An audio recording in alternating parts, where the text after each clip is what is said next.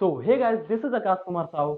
और Ford Motors ने 9 सितंबर को अपने सारे मैन्युफैक्चरिंग फैसिलिटीज को इंडिया में बंद करने के डिसीजन को अनाउंस किया था। फोर्ड मोटर्स के इंडियन मार्केट छोड़ने के बाद इंडियन ऑटोमोटिव इंडस्ट्री के पास और भी कम ब्रांड रह गए थे। फोर्ड मोटर्स ने कहा है वो अपने मैन्युफैक्चरिंग प्लांट्स को 2022 तक रन करेंगे अपने गाड़ियों को बाहरी देशों में एक्सपोर्ट करने के लिए। इसका मतलब है कि इंडियन मार्केट के लिए उनके मॉडल्स मैन्युफैक्चर नहीं किए जाएंगे। जिन लोगों ने ऑटोमोटिव मार्केट पर लंबे समय से नजर रखी है उनके लिए यह कोई सरप्राइजिंग चीज नहीं है, क्योंकि फोर्ड ऐसी पहली कंपनी नहीं है इंडियन मार्केट को छोड़ने वाली।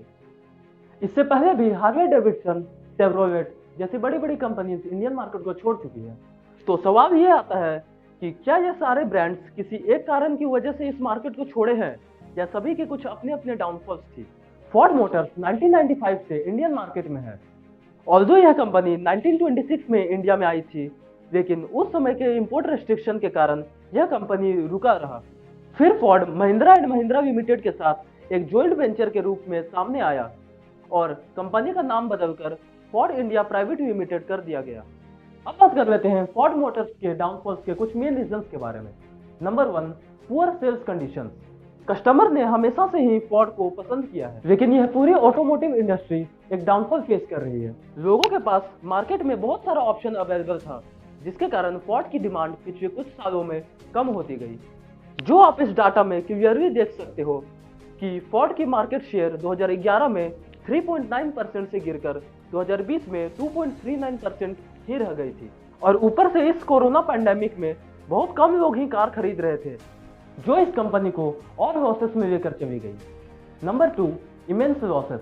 फोर्ड को इंडिया में पिछले 10 सालों में $2 बिलियन से भी ज्यादा का लॉस हुआ है। ऑल्दो इनके कुछ मॉडल्स के सेल्स हाई रह चुके हैं, लेकिन वो काफी नहीं है इस कंपनी के प्रॉफिट के लिए। फोर्ड इंडिया में अपने ऑपरेशन और मैन्युफैक्चरिंग प्लांट्स में भी बहुत पैसा इन्वेस्ट किया था, जो उनके लिए बहुत एक्सपेंसिव साबित हुआ लॉन्ग टर्म में। Number 3, broken joint venture with Mahindra.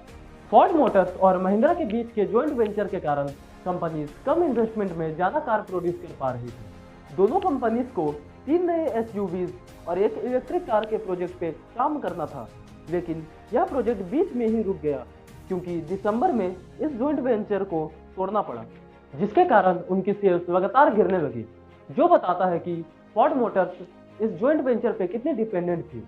इस जॉइंट वेंचर के एंड ने फोर्ड मोटर्स को एक डिफिकल्ट पोजीशन में लाकर खड़ा कर दिया था। फोर्ड अपनी ज्यादा प्रॉफिट्स यूएसए जैसी देशों से कमा रही थी, जहां वो अपनी महंगी कार सेल कर पा रही थी, और यही प्रॉफिट को मेंटेन करने के लिए फोर्ड मोटर्स को अपनी मैन्युफैक्चरिंग इंडियन मार्केट के लिए बंद करनी पड़ी।